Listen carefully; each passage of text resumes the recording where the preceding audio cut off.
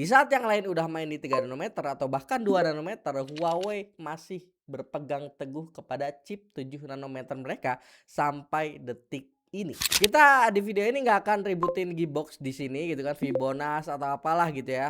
Nggak juga. Kita akan bahas kenapa Huawei masih main di fabrikasi 7 nanometer. Yuk kita mulai videonya biar kalian tambah pintar. Selamat datang di PEMS Channel Tambah Smart.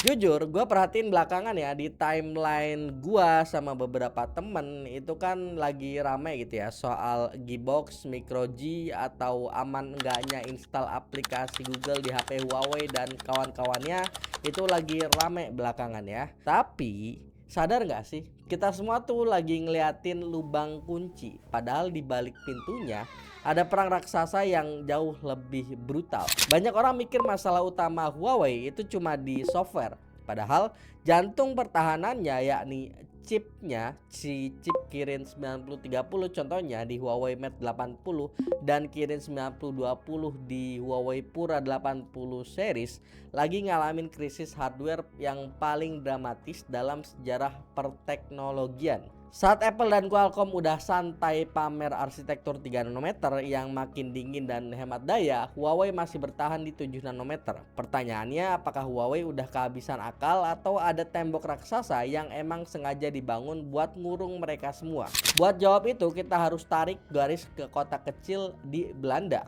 Di sana ada satu perusahaan bernama ASML. Mereka bukan pabrik HP, bukan pabrik pembuat chip, tapi mereka ibarat pemegang kunci industri semikonduktor di milenium ini. Kenapa? Karena cuma ASML di muka bumi ini yang bisa bikin mesin pencetak chip tercanggih bernama EUV. Gua kasih analogi gampang ya. Bikin chip 3 nanometer itu ibarat kita tuh disuruh ngelukis benang sutra di atas sebutir beras pakai pena kaligrafi super tipis. Mesin EUV itu satu-satunya pena di dunia yang bisa ngelakuin itu. Harganya hampir 3 triliun rupiah per unit. Nah disinilah politik main. Amerika Serikat ngeblokir ASML supaya nggak menjual satu mesin EUV pun ke Tiongkok. Efeknya fatal, tanpa mesin ini pabrik pembuat chip langganan Huawei yaitu SMIC otomatis nggak bisa nyetak chip 5 nanometer apalagi 3 nanometer secara murni. Terus gimana ceritanya Huawei Mate 80 series bisa lahir dengan chip Kirin 9030? Nah disinilah aksi nekat para engineer Tiongkok. Karena dilarang beli pena kaligrafi UV, mereka terpaksa pakai spidol papan tulis alias mesin di UV generasi lama. Tapi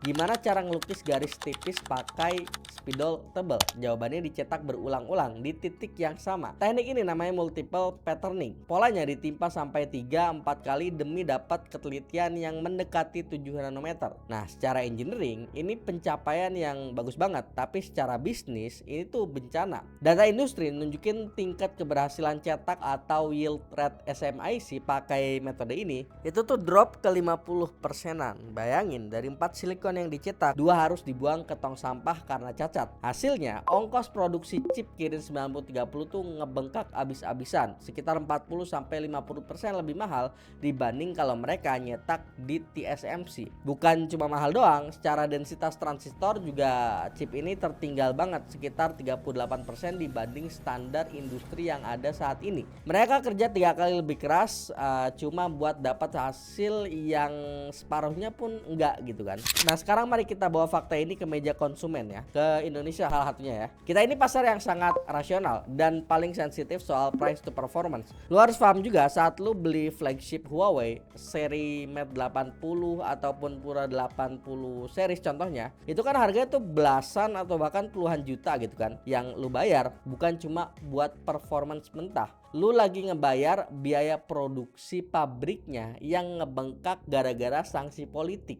Lo ngebayar chip yang suhunya cenderung lebih cepat hangat dan daya tahan baterainya nggak seefisien Snapdragon ataupun Exynos bahkan yang terbaru gitu kan. Ditambah lagi lu masih harus repot untuk otak-atik pakai Gigabox yang ujung-ujungnya bikin was-was soal privacy data, keamanan dan lain-lain. Jadi pertanyaannya apakah worth it?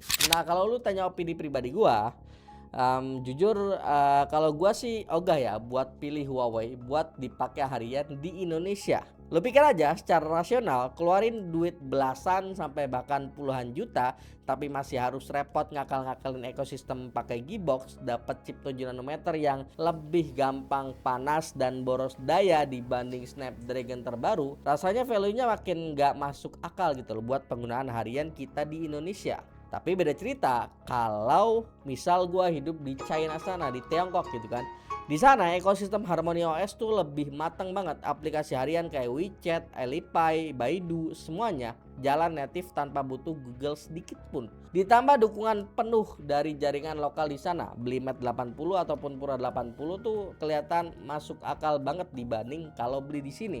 Dan kalaupun beli di sini, PR-nya masih ketebelan gitu kan. Sisi lain, gue tetap respect juga sama keajaiban engineering mereka yang bisa buat mereka bertahan dari sanksi AS. Tapi sebagai konsumen yang beli pakai duit dingin, gue tetap bakalan pilih yang paling praktis dan siap pakai, Android beneran atau ya ekosistem Apple gitu kan. Kalau lu sendiri gimana? Lu sependapat gak sama video kita hari ini? Atau tetap rela berkorban demi inovasi kamera Huawei yang emang biasa masuk dan nangkring tertinggi di DxOMark? Tulis pendapat kalian di kolom komentar. Jangan lupa like, share, dan subscribe channel ini kalau sebagai bentuk dukungan dan semangat untuk kami. Kunjungi terus premstil.com agar dapat melihat perkembangan teknologi khususnya di bidang IT. Join Discord server dan follow sosial media kami di kolom deskripsi. Sekian dulu.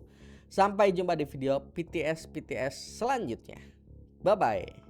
Aku tidak benci Huawei tapi mungkin tidak akan memilih Huawei untuk saat ini.